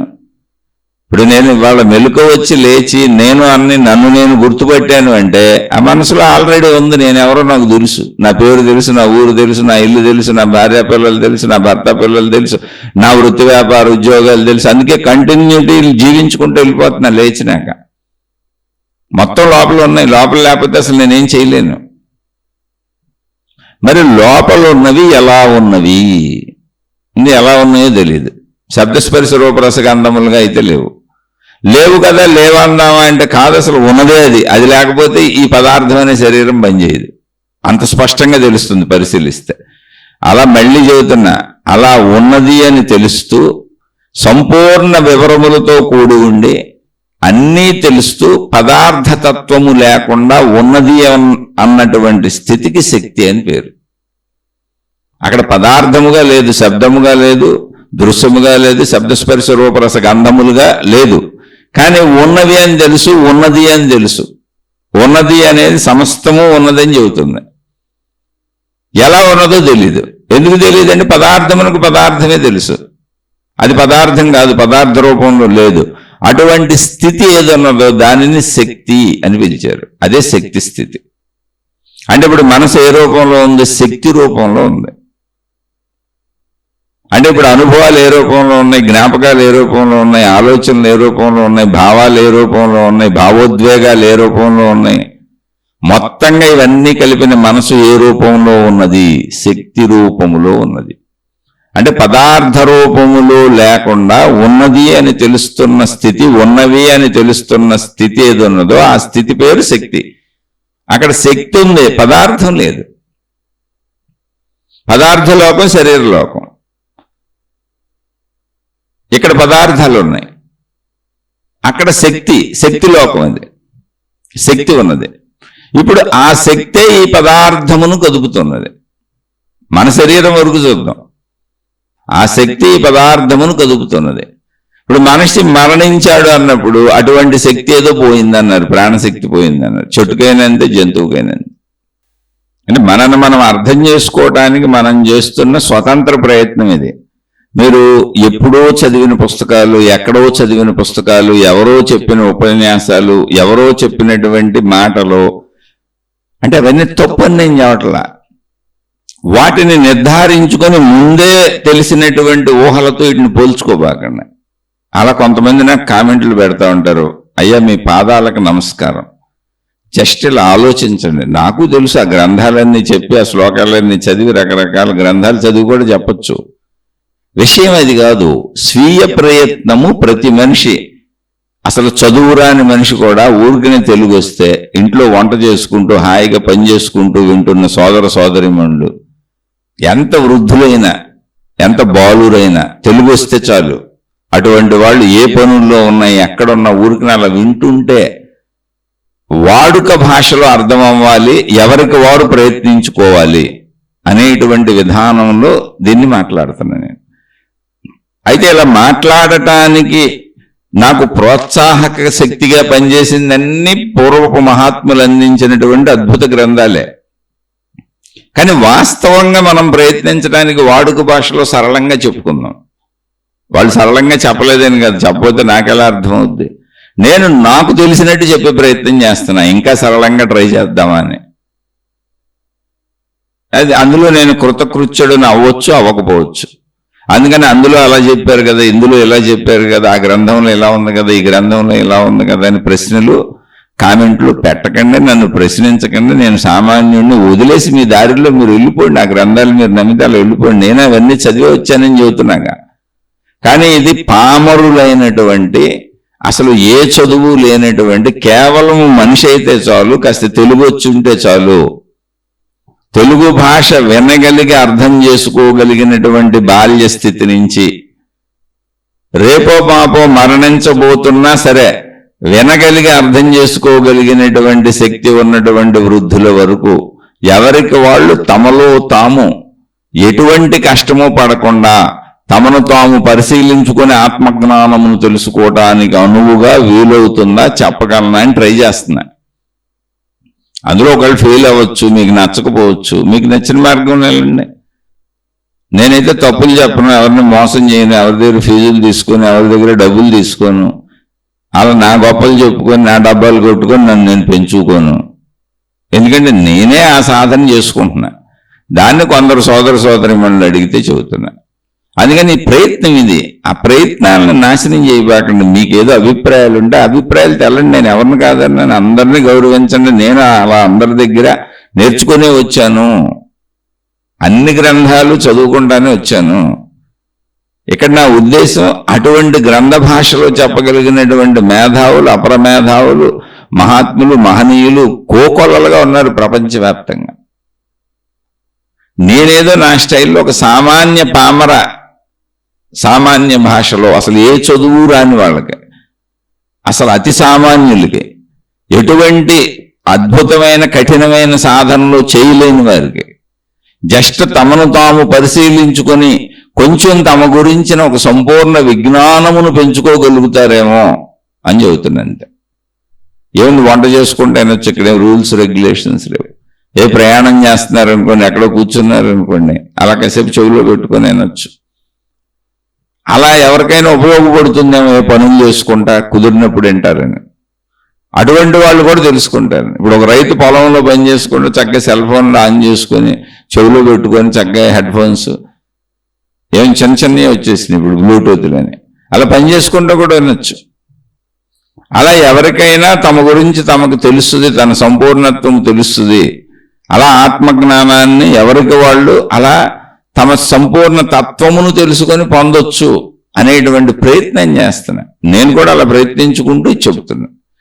అందుకని మీరు ఏదో గ్రంథాల మీదో, ఏదో గురువుల మీదో, ఏదో మతాల మీదో, ఏదో దేవుళ్ళ మీదో, ఏదో విధానాల మీదో మీరు స్టికాన్ అయిపోయి మీరు పెంచుకున్న గౌరవం మీద ఉంది. అది నేను తప్పంటలా, కానీ దాన్ని నా మీద రుద్దే ప్రయత్నం చేయకుండా నాగా గౌరవం ఉంది. కాకపోతే నేను చెప్పదలిచిన విషయం ఇది, ఈ విధంగా చెప్పదలిచాను. అందుకని అన్నింటినీ గౌరవించుకుంటూ వెళ్ళిపోదాం. మీ మార్గంలో మీరు వెళ్ళిపోండి. నేను ప్రత్యేకంగా నాలాంటి పామరులతో ప్రయాణం మొదలుపెట్టాను. నేను ఒక చదువురాని వాడిని, నేను ఒక జ్ఞానహీనుడిని. నాకు అంత పండిత తత్వం నాలో లేదు, అంత కఠోర శ్రమలు చేయలేను నేను. అందుకని నేను ఒక బలహీనుడు, ఒక అసమర్థుడు, ఒక సామాన్యుడు, ఒక పామరుడు ఎలా తెలుసుకోవాలి అని ఎలా ప్రయత్నిస్తాడా అంత. ఇప్పుడు బలహీనుడినైన మాత్రాన, పామరుడినైన మాత్రాన, నేను అంత పాండిత్యము లేనుడినైన మాత్రాన ఆత్మజ్ఞానానికి అర్హుడిని కాదా? నేను కూడా అర్హుడినే. ఎందుకని ఉన్నదంతా అనంత ఆత్మశక్తి అయితే ఇంకా అర్హుడు కానివాడు ఆవిడెక్కడ. కాబట్టి నా అర్హతకి నేను ప్రయత్నించుకుంటున్నా. నా ప్రయత్నం ఇంత సామాన్య మార్గం, అంత పెద్ద ప్రజ్ఞా మార్గం కాదు. కాబట్టి మీరు అందరూ ప్రజ్ఞా మార్గాల్లో సాగేవాళ్ళు సాగిపోండి, దయచేసి ఇబ్బంది పెట్టబాకండి. అర్థమైతే అర్థం చేసుకోండి, అయితే వదిలేయండి. ఇది సామాన్యులకి, పామరులకి, నాలాంటి పామరులకి. అందుకని ఇప్పుడు మనలో మనం వెతుక్కునే ప్రక్రియ. ఇప్పుడు మనసు అనేది ఎలా ఉన్నది అన్నప్పుడు చెప్పాను, పదార్థతత్వము లేకుండా ఉన్నది అని తెలుస్తున్నది శక్తి తత్వము అని చెప్పారు. ఎక్కడైతే పదార్థతత్వము లేదో, అంటే పదార్థములు లేవో, కనపట్టలేదో, శబ్దస్పర్శ రూపరస గంధములకు అందట్లేదో, అంటే శరీరమునకు అందట్లేదో, అది శరీరముగా లేదో, కానీ ఉన్నవి అని తెలుస్తున్నదో, ఆ స్థితిని శక్తి స్థితి అని పిలిచారు. అది మనోస్థితి. శక్తి స్థితిలో మనోస్థితి ఉంది. అందుకని శక్తి స్థితి అన్లిమిటెడ్, అది కాలాతీతము, కాలమునకు లోబడింది కాదు. అందుకే మనసు కాలాతీతము. శక్తి స్థితి అన్లిమిటెడ్, దానికి ఏం లేదు, ఉన్నదంత శక్తే. అయితే మరి మనసుగా ఉన్నప్పుడు ఏమైంది? పరిమితత్వములతో నిండిపోయిన శక్తి. అది శక్తిగా అది ఏకత్వమే, అనంతమే. కానీ దాంట్లో ఉన్న విషయాలు ఏంటి, ఆలోచనలు ఏంటి, ఒక్కొక్కటి విడివిడిగా పరిమితత్వాలు. ఎందుకని? పదార్థ తత్వమునకు సంబంధించిన విషయాలు ఉన్నాయి అందులో. శరీరముతో మనం అనుభవించినదంతా పదార్థముతో మనం అనుభవించినవన్నీ పదార్థాలే. శబ్దస్పర్శ రూపరస గంధములన్నీ నిత్య జీవితం జీవించేదంతా ఆ అనుభవాలన్నీ ఆ ప్రయత్నాలన్నీ పదార్థములతో జరుగుతున్న సంయోగము. కాబట్టి మనసు అనేటువంటి ఒక శక్తిలో అది శక్తే, కానీ అందులో ఉన్న విషయాలు పరిమితాలు. శక్తిలో ఉన్న విషయాలు పరిమితాలు, ఎందుకంటే అవి పరిమిత పదార్థ తత్వం నుంచి వచ్చినాయి. అందుకని మనసు సంపూర్ణ శక్తిగా స్వీకరించడానికి లేదు, పూర్ణ శక్తి కాదు. ఎందుకని? పరిమిత విషయాలతో కూడుకొని ఉన్నది ఇప్పుడు అది. అందుకని మనసులో ఉన్న విషయాలన్నీ కూడా శరీరపరమైన ప్రాపంచికపరమైన విషయాలు కనుక దానికి కొత్తగా మనసు అని పేరు పెట్టారు, శక్తి అని అనలా అందుకని దాన్ని. కానీ మనసు యొక్క స్వరూప స్వభావము లేనిమిటి అన్నప్పుడు శక్తి. అందుకని అది అపరిమితము, దాని వేగం అపరిమితము, దాని యొక్క అది అసలు కాల పరిమితికి స్థల పరిమితికి లోబడి ఉండదు, క్రియా పరిమితికి లోబడి ఉండదు. ఇలా ఎందుకు ఉండదు అనేది పూర్ణ శక్తి స్వరూపంలోకి వెళ్ళినప్పుడు తెలుస్తుంది. మళ్ళీ దాన్ని ఆత్మశక్తి అన్నారు. ఇప్పుడు మనం మనోశక్తి దగ్గర మాట్లాడుకుంటున్నాం. మనోశక్తి, ఆత్మశక్తి, పూర్ణశక్తి, విశ్వశక్తి, ప్రాణశక్తి అన్నీ ఒకటే శక్తి అని ఎక్కడొచ్చినా ఇవన్నీ ఒకటే. మరి ఇన్ని రకాలుగా ఎందుకు వచ్చింది మనోశక్తి అని ఎందుకు అనాల్సి వచ్చింది అంటే అందులో ఉన్న విషయములు పరిమితములు. ఆ శక్తిలో ఉన్న విషయములు పదార్థ విషయములు, పదార్థములకు సంబంధించిన, ప్రకృతికి సంబంధించిన, సృష్టికి సంబంధించిన విషయములు శక్తిలో ఉన్నప్పుడు అది మనసు. ఇప్పుడు ఈ విషయములన్నీ అందులోంచి తీసేసాం. ఇప్పుడు ఈ విషయాలు ఏమి లేవు అసలు అందులో. ఇప్పుడు మనం గాఢ నిద్ర స్థితిలోకి వెళ్ళిపోయాం అంటే మనసు కూడా ఆగిపోయింది.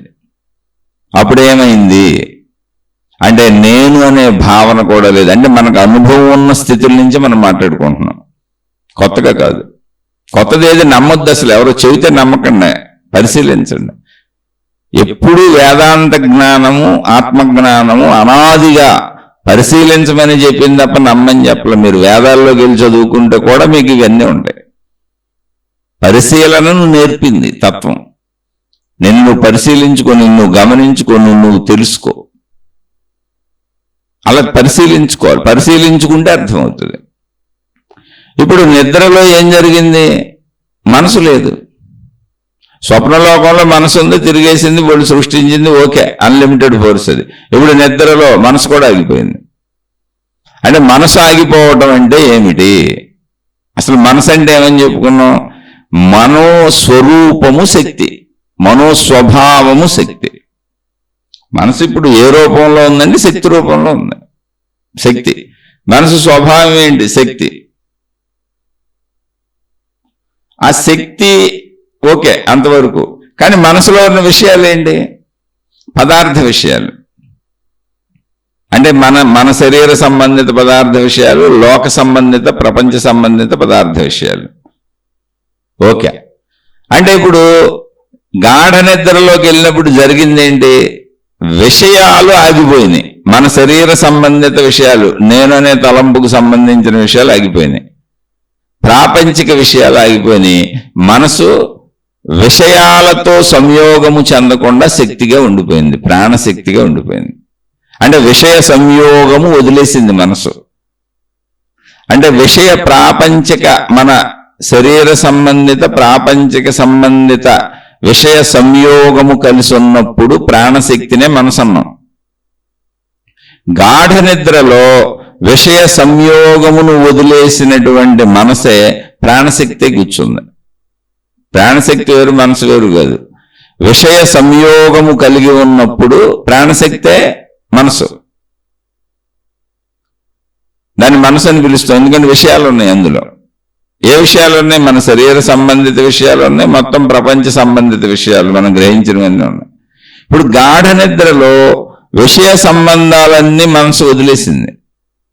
గాఢ నిద్రలో జరిగింది అది. అంటే శరీర సంబంధిత భావాలను వదిలేసింది, మనో సంబంధిత అంటే ప్రాపంచిక సంబంధిత భావాలను వదిలేసింది. ఇప్పుడు అది మనసు కాదు. ఇప్పుడు అది మనసు కాదు. ఇప్పుడు అది శక్తి, ప్రాణశక్తిగా ఉంది. మనం బతుకున్నాం అంతే, నిద్రపోతున్నాం, బతుకున్నాం, జస్ట్ శక్తిగా ఉంది అంతే. ఇంకా ఇప్పుడు మళ్ళీ మెలకువ అంటే ఏంటంటే మళ్ళీ విషయాలతో సంయోగము చెందింది. ప్రాణశక్తి మనసులో ఇంతకు ముందున్న మన శరీర సంబంధిత విషయాలు ప్రాపంచిక విషయాలతో సంయోగము చెందింది, అప్పుడు అది మనసు అయింది. మళ్ళీ ఆ మనసు విషయాలను కదుపుతూ శరీరముతో సంయోగము చెందింది, అప్పుడు శరీరము నేను అన్న భావన వచ్చింది. ముందు నేను మనసులో పుట్టింది, అది వచ్చి శరీరముతో కలవటం వల్ల శరీరము నేను అనిపించింది.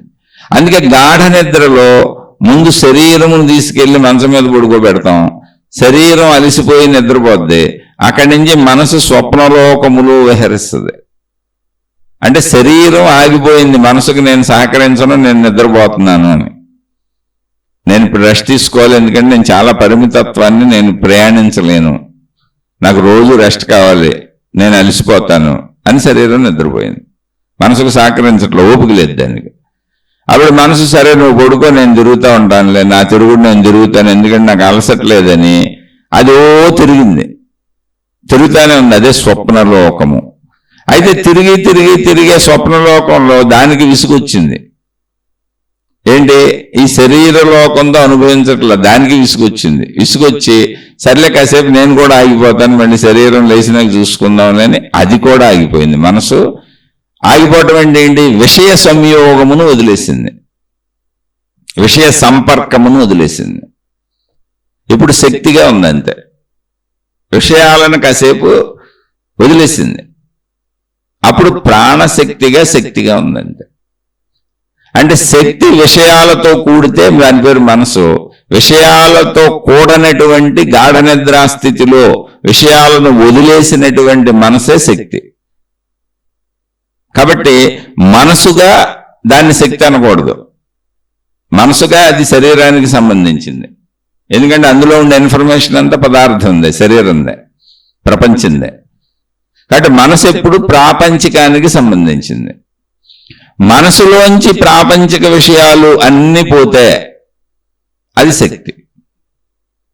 గాఢ నిద్రలో జరుగుతుంది, అది మనమేం కొత్తగా కనుక్కునేది ఏమి లేదు, ఇది మనలోనే జరుగుతుంది. ఎక్కడో గ్రంథం చదివి ఎవరో చెబితే మనమేం నమ్మక్కర్లా, అసలు నమ్మకండి. పరిశీలన అంటేనే నమ్మకూడదని అర్థం. నమ్మకూడదంటే అబద్ధాలు చెప్పారు, తప్పులు చెప్పారని కాదు, నమ్మితే నీకు తెలియదు, వాళ్ళకి తెలిసింది, వాళ్ళకి తెలిసింది నీకు అనుభవం ఎట్టవుతుంది. నమ్మకపోతే పరిశీలిస్తే నీకు తెలుస్తుంది, నీకు అనుభవం అవుతుంది, నీకు తెలిసింది నీకు అనుభవం అవుతుంది. అలా దాన్ని పరిశీలించి సాధన ద్వారా అనుభవం చేసుకోవాలి. శరీరము నేనన్న భావన జీవిస్తుంటేనే అనుభవం అయిపోతుంది, జీవితమే అనుభవం అది. కాబట్టి శరీరం నేనన్న భావన ఎప్పటికీ పోదు, దాన్ని పోగొట్టుకోవటానికి ప్రయత్నించినా పోదు. ఎందుకంటే బతుకున్నంత వరకు కనీసం ఆహారం ఇవ్వాలి, గాలి పీల్చుకోవాలి, మామూలు జీవితం బతకాల్సిందే, కాబట్టి పోదు. కానీ ఇప్పుడు శరీర భావనని పోగొట్టుకోవటం కాదంటే శరీరమును, దేహభావనని, శక్తి భావనని, ఆత్మభావనని వేరువేరుగా ఎలా చూడాలని అడిగారు. వేరువేరుగా చూడటం ఉండదు, అంతా ఒకదాంట్లో ఒకటి ఇమిడిపోయింది. అది దేహభావన దేహం ఉన్నంత వరకు పోదు, కానీ దాని విస్తృతిని తగ్గించుకోవచ్చు. ఎలా అంటే ఇలా పరిశీలించుకున్నప్పుడు అసలు దేహమును నడిపేది మనసు అయింది. ఇప్పుడు మనసు లేకపోతే దేహం నడవదు. మనసు నేను అని చెప్పకపోతే, ఆ నేను వచ్చి శరీరంతో కలవకపోతే నన్ను నేనే గుర్తించలేను. పిచ్చోళ్ళ బ్యాచ్ అంతదే. గాఢ నిద్ర స్థితిలో జరుగుతున్నది, మన శరీరంలో జరిగేదే మాట్లాడుతున్నా. నేనేమి అసలు ఎక్కడ ఏ పుస్తక భాష తేటలా, ఎవరు చెప్పింది నమ్మమని చెప్పట్లా, ఏ మతాన్ని, ఏ మార్గాన్ని, విధానాన్ని చెప్పట్లా. అలానే వాటిని నేను అసలు కించపరచట్ల, నేను అన్ని వాటి నుంచే నేర్చుకొని వచ్చాను. కానీ అనుభవం అవ్వాలంటే నువ్వే పరిశీలించాలి. ఇప్పుడు ఎవరో పెళ్లి చేసుకున్నారు, ఎవరో పిల్లల్ని అన్నారనుకోండి, వాళ్ళ పిల్లలు మన పిల్లలు ఎందుకు అవుతారు, వాళ్ళ పెళ్లి మన పెళ్లి ఎందుకు అవుద్ది, వాళ్ళ భార్య మన భార్య ఎందుకు అవుద్ది, వాళ్ళ భర్త మన భర్త ఎందుకు అవుతాడు. వాళ్ళని చూసి మళ్ళీ మనం పెళ్లి చేసుకోవాలి, మళ్ళీ మనం కాపురం చేయాలి, మళ్ళీ మనం పిల్లల్ని కనాలి. వాళ్ళు ఎన్ని తంటాలు పడ్డారో అన్ని తంటాలు పడాలి, అంత సంసార జీవితం జీవించాలి, మన పిల్లల్ని మళ్ళీ మనం పెంచుకోవాలి. అది కదా జీవితం. ఇప్పుడు వాళ్ళకి సంబంధించిన అన్ని పుస్తకంలో రాసేస్తే అవన్నీ మనం నమ్మేస్తే మన జీవితంలో అయిపోగయ్యి. గ్రంథాలన్నీ అలాంటివే, మతాలన్నీ అలాంటివే, విధానాలు పద్ధతులన్నీ అలాంటివే. ఎవరికో సంబంధించిన అనుభవాలు అనుభూతులు వారి జీవితం అంతా ఒక పుస్తకం రాసేసారు అనుకోండి. ఇప్పుడు అదంతా చదివేస్తే అది మన జీవితం అయిపోద్దా? మనం పెళ్లి చేసుకున్నట్టు అయిపోద్దా? పిల్లల్ని కన్నట్టు అయిపోద్దా? మనం పెంచినట్టు అయిపోద్దా? వాళ్ళకి పెళ్లిళ్ళు చేసినట్టు అయిపోద్దా? మనవలో మనవరాలను ఎత్తుకున్నట్టు అయిపోద్దా? మనం చచ్చిపోయినట్టు అయిపోద్దా? పుస్తకం చదివే లోపల పుట్టడం, పెరగడం, చావడం అన్ని చేయడం అయిపోద్దా? అవదుగా. మరి గ్రంథాలు చదివి మతాలు చెప్పింది, ఇతర మనుషులు చెప్పింది, ఉపన్యాసాలు, ప్రవచనాలు అయిపోయింది అనుకుంటేట. అలానే తప్పంటలా వాటిని బట్టి నువ్వు చేయాలి. ఇప్పుడు ఏం చేయాలి? వాటిలో చెప్పబడిన విషయాలను ఆచరించడం చేయాలి. ఈ ఆచరించడానికి చెప్పబడిన విషయాలు ఏ స్థాయి నుంచి మొదలవుతాయి అంటే నర్సరీ నుంచి మొదలవుతాయి.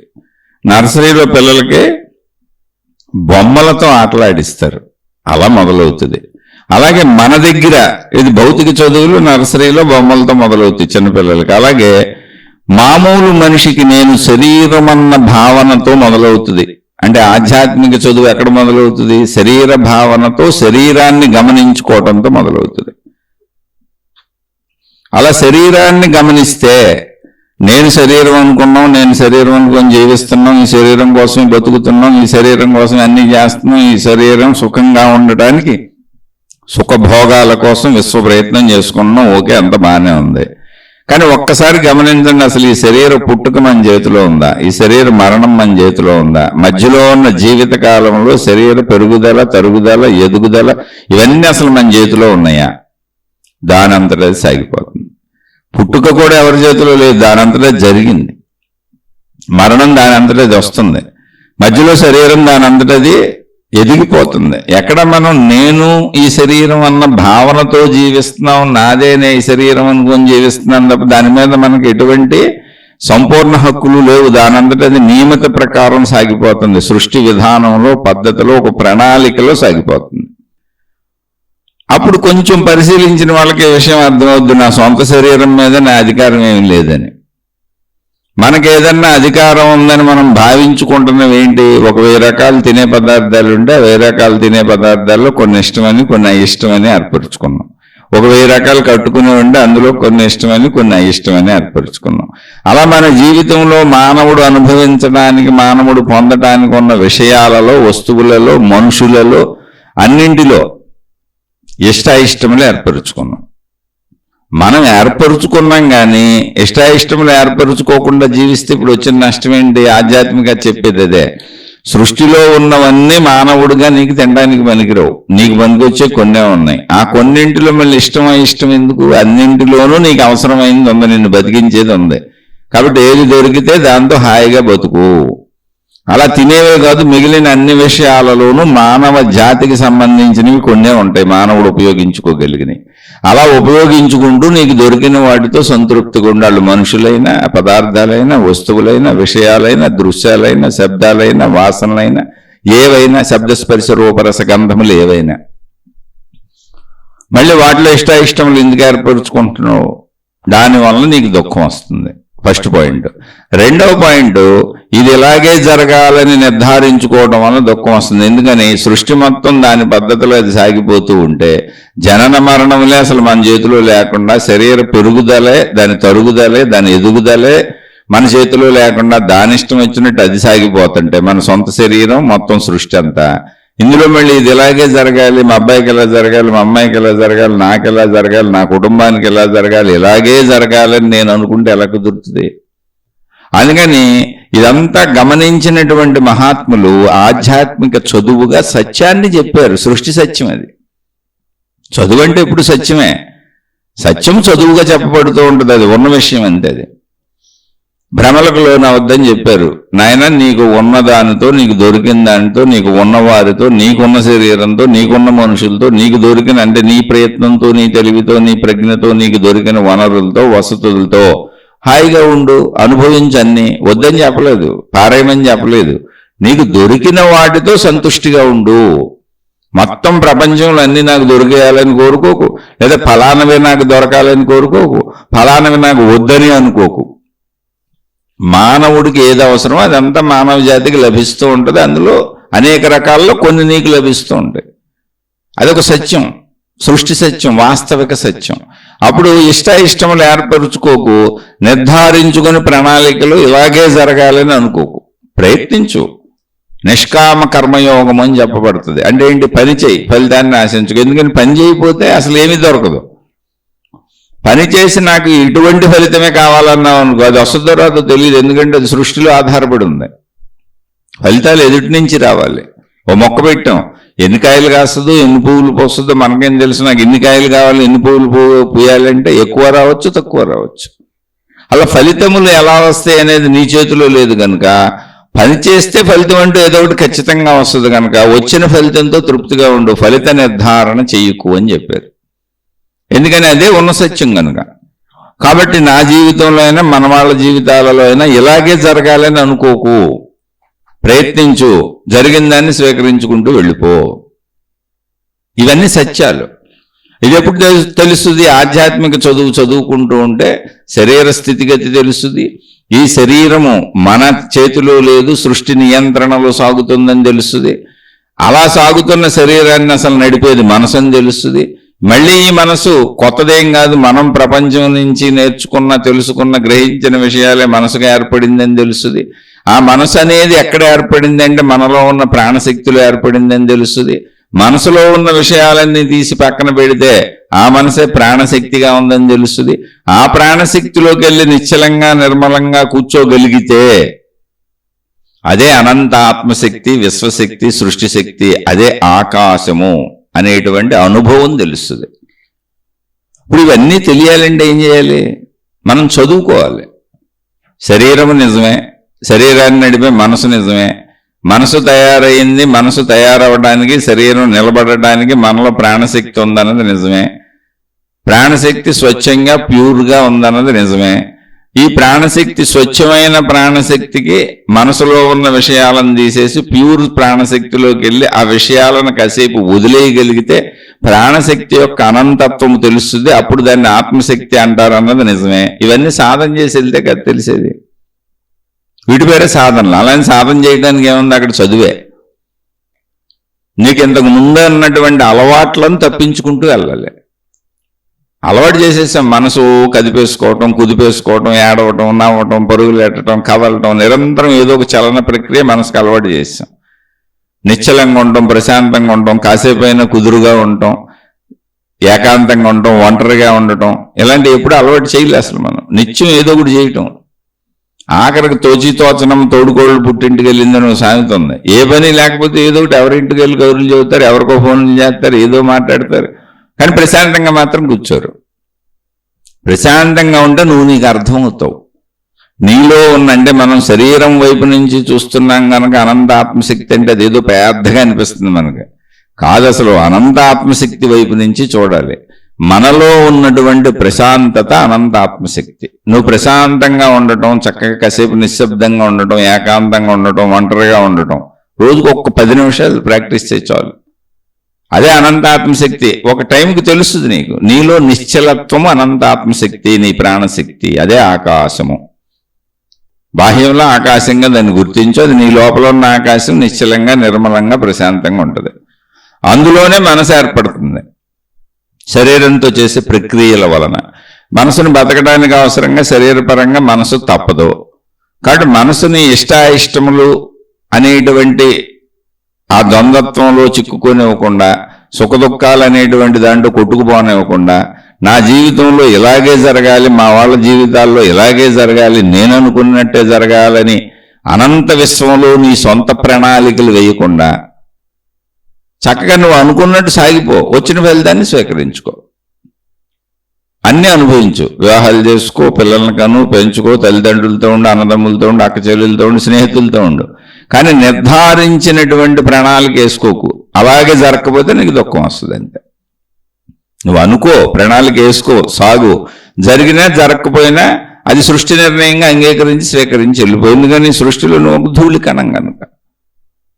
అలా జీవితాన్ని జీవించమని చెప్పారు. అలా జీవించినప్పుడు మనలో ఉన్న ప్రశాంతతత్వము, నిశ్చలత్వము, నిర్మలత్వము ఏదున్నదో మన నిద్రాస్థితి, మనం రోజు నిద్రపోతున్న 8 గంటల స్థితి ఏది ఉన్నదో అది మొత్తం అనంత ఆత్మశక్తి స్థితి, ప్రాణశక్తి స్థితి.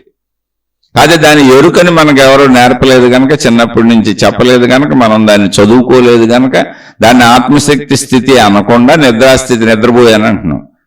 యాక్చువల్గా నేను ఆత్మశక్తి స్థితిలోకి వెళ్ళాను అని ఆ ఎరుక నాకు తెలుసుకొని నేను ఆత్మశక్తి అనుభవాన్ని పొంది ఇప్పుడు ఆత్మశక్తి స్థితిలోకి వెళ్తున్నాను అంటే అసలు మెలకువలో మనకింత దుఃఖాలు, కష్టాలు, ఇబ్బందులు ఉండేదే కాదు. ఎందుకంటే ఆత్మశక్తి స్థితిలోంచి మనోస్థితిలోకి వచ్చాను, మనోస్థితిలోంచి శరీర స్థితిలోకి వచ్చానని మనకు తెలిసేది. కానీ మనం అసలు ఆ చదువుకోలేదు, మనకు ఎవరో పెద్దోళ్ళు ఆ చదువులు నేర్పలేదు. మనకు నేర్పబడినవన్నీ భౌతిక చదువులు, అంటే ధన సంపాదన చదువులు, దుఃఖ చదువులు, ఎలా ఈర్ష్యపడాలి, అసూయపడాలి, ఇవన్నీ చుట్టూ ఉన్న వాళ్ళ నుంచి చూసి నేర్చుకున్నాం. విద్యాలయాల్లో అన్ని ధన సంపాదన చదువులు నేర్చుకున్నాం. కానీ ఒరిజినల్ చదువు ఏంటి? మన శరీరమే, మన మనసే, మన బుద్ధే, మన ప్రాణశక్తే. రోజు రాత్రి నిద్రలో మనం ప్రాణశక్తిలోకి వెళ్తున్నాం. అదే అనంత ఆత్మశక్తి స్థితి, అదే ఆకాశతత్వము, నిర్మలత్వము, నిశ్చలత్వము, ప్రశాంతత.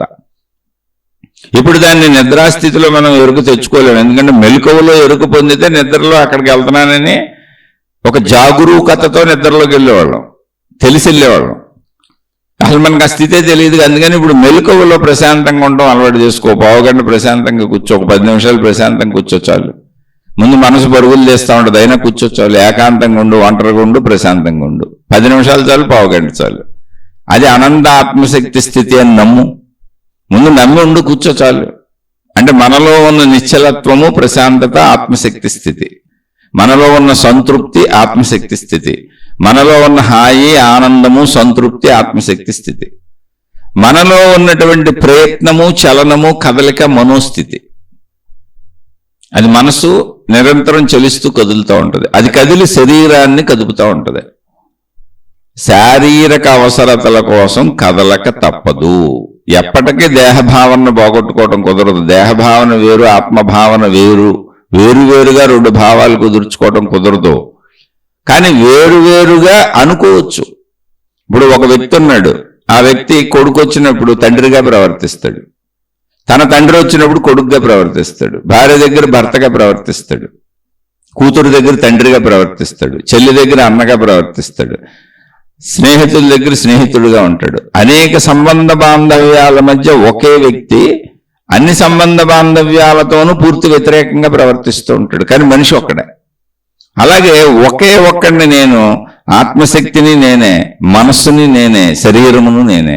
శరీరముగా నా ధర్మములు ఇవి. ఎందుకంటే శరీరమునకు అత్యవసరమైన విషయములు ఉన్నాయి. దాన్ని నడుపుకోవటానికి అవసరమైనటువంటి ప్రాపంచిక విషయముల జ్ఞానం ఇది, అది మనసులో ఉంది. కాబట్టి మానసికంగా శరీరం నడవాలంటే ఈ మనసు ఉండాలి.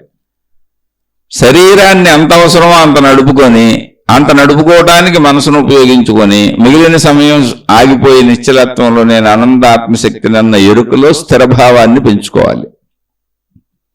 ఆ భావాన్ని పెంచుకుంటానికి కూర్చుంటావా, పడుకుంటావా, లెగుస్తావా, ఒంటికాల మీద నిలబెట్టి తపస్సులు చేస్తావా, ధ్యానం చేస్తావా, తపస్సు చేస్తావా, నీ ఇష్టం. ఎన్ని మార్గాలు చెప్పబడినాయి.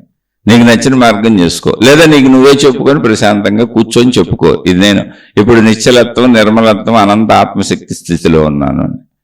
శరీరం ఉన్నంత వరకు ఈ 3 సాగుతూనే ఉంటాయి. విడివిడిగా చూడటం కుదరదు. భావ పరంపరను పెంచుకోవాలంతే. శరీర భావం నువ్వు పెంచుకోవక్కర్లా, ఆటోమేటిక్గా జీవిస్తుంటే పెరిగేది శరీర భావం.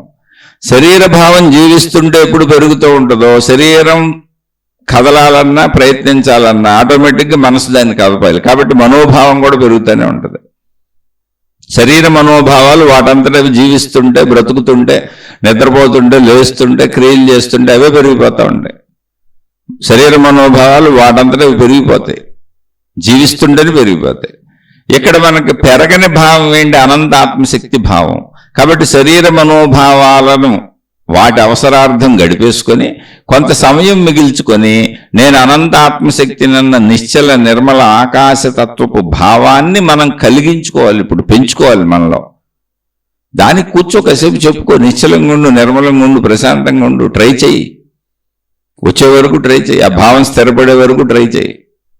అంతే తప్ప వేరు వేరు అనుకోవటానికి ఉండదు. 3 ఒకటే, 3 ఒకే స్థితి. ఒకే వ్యక్తి తండ్రిగా ఉన్నాడు, ఒకే వ్యక్తి కొడుకుగా ఉన్నాడు, ఒకే వ్యక్తి భర్తగా ఉన్నాడు, ఒకే వ్యక్తి అన్నగా ఉన్నాడు, ఒకే వ్యక్తి అనేక పాత్రలు పోషిస్తున్నాడు. సేమ్ ఇక్కడ కూడా అంత ఒకటే ఆత్మశక్తిగా ఉందా, ఒకటే మనసుగా ఉందా, ఒకటే శరీరంగా ఉంది. శరీరంగా అది త్వరగా నశించిపోద్ది. శరీరం నశించిపోయినాక మనసుకి ఎంటిటీ ఉండదు. కాబట్టి మనసు ఉన్నా లేకపోయినా ఒకటే, నశింపు అనుకోవచ్చు. ఎందుకంటే నిద్రలోనే మనసు నశించిపోతే నిద్రలోకి వెళ్తున్నాం. అంటే శరీర మనస్సులు రెండు కూడా శరీరం ఉన్నంత వరకు ఉంటాయి. ఆత్మశక్తిగా అది ఎప్పుడూ నశింపదు. అది ఒకే దాని యొక్క 3 స్థితులు ఇవి. 3వ స్థితి మారిపోతా ఉంటుంది. ఇప్పుడు నిద్రాస్థితిలోంచి మెలకువలోకి వస్తాం, మెలకువలోంచి నిద్రాస్థితికి వెళ్తాం. స్థితి మారింది. నిద్రాస్థితిలో అసలు నేనున్నానన్న తలంపు కూడా మనకు తెలియదుగా. అలానే ఇప్పుడు నాకు తెలియదు బాబోయ్ నేనున్నానన్న ఆలోచనలు కూడా నాకు పోతాయి బాబోయ్, నేను భయపడిపోతున్నాను బాబోయ్, నిద్రపోకూడదు బాబోయ్ అని మనం ఏం అనుకోవట్లేదుగా. ఇంకా నిద్రపోవాలి అని అధిక ప్రయత్నం చేస్తాం. ఎందుకనంటే నేను అన్న తలంపు పోతే ఇంకా హాయిగా ఉంది, నిద్ర చాలా హాయిగా ఉంటుంది. అలాగే అనంత ఆత్మానుభవం ఎరుకలో శరీర మనోభావాలు పోవటం అంటే ఏంటి, నేనన్న తలంపు కూడా పోద్ది. నేనన్న తలంపు పోతే నిద్రలో ఏం మిగిలిందో, ఒక ఆనంద స్థితి ఏది మిగిలిందో అది ఎరుకలో మెలకువలో మిగలాలి ఇక్కడ. అప్పుడు అది ఆత్మశక్తి స్థితి. దానికి పేరు పెట్టారంటే అదే ఆకాశతత్వం. అది మనం స్లోగా సాధన చేసుకోవడం. ఇందులో పెద్ద అద్భుతమే ఉంది. దీనికి మాయలు మహిమలు అద్భుతాలు, ఆకాశం నుంచి ఊడిపడతాలు, పెద్ద పెద్ద జ్ఞాన గ్రంథాలు ఎందుకు ఇవన్నీ? నీ లోపలేగా. అయితే జ్ఞాన గ్రంథాలు తప్పు, మతాలు తప్పు, దేవుళ్ళు తప్పు, దేవతలు తప్పు, గురువులు తప్పు అంటలా. ఈ విషయాన్ని చెప్పడానికి అనేక మంది అనేక రకాల ప్రయత్నాలు చేశారు మనిషిని అక్కడ దాకా నడిపించడానికి. ఎక్కడి నుంచి? నర్సరీ నుంచి అనంత ఆత్మశక్తి వరకు నడిపించడానికి.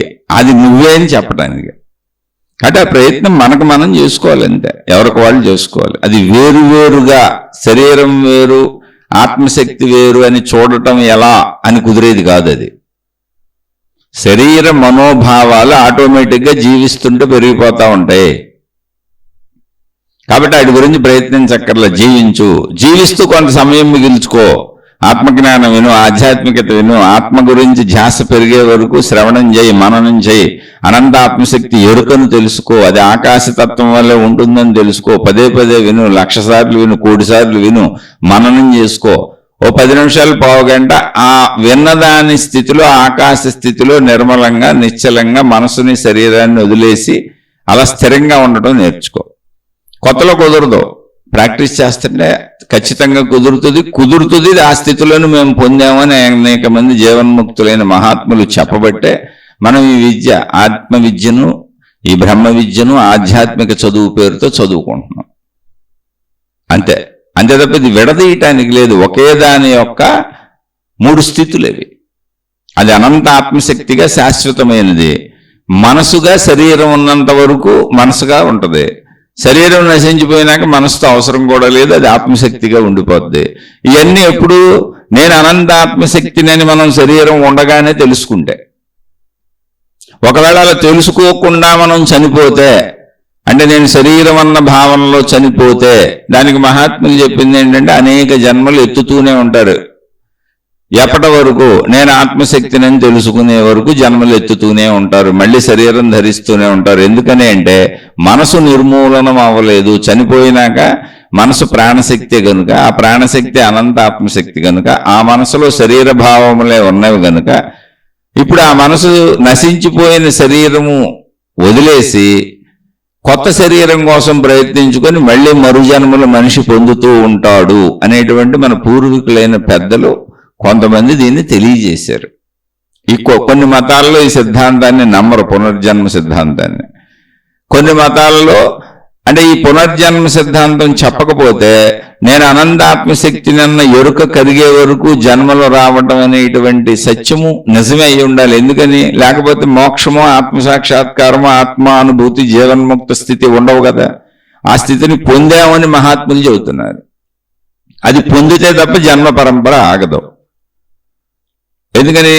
మనసు ఉంది కనుక శరీరం శిథిలమైపోయినా, మరణం సంభవించినా శక్తి స్వరూపమైన మనసు నేను మనిషినని భావించుకుంటూ ఉంది కనుక మళ్ళీ అది అనుభవించడానికి మానవ శరీరాన్ని పొందుతుంది. అలా ఎన్నిసార్లైనా జన్మలు ఎత్తి పొంది చివరికి ఎప్పటికైనా నేను అనంత ఆత్మస్వరూపమును, ఆత్మశక్తిని అనేటువంటి అనుభవమును ఎరుకలో, మెలకువలో, శరీర స్థితిలో పొందినప్పుడు తర్వాత జీవన్ముక్త దశలో జీవించి శరీరం శిథిలమైపోయినాక ఆనందాత్మశక్తిలో లీనమైపోతారు అని చెప్పారు. ఇది ఎందుకని శక్తి తత్వం అలా ముగిసిపోద్ది. నేను శక్తిని తెలిసేటప్పటికి ఇంకా మళ్ళీ పుట్టాల్సిన అవసరం కలగదు.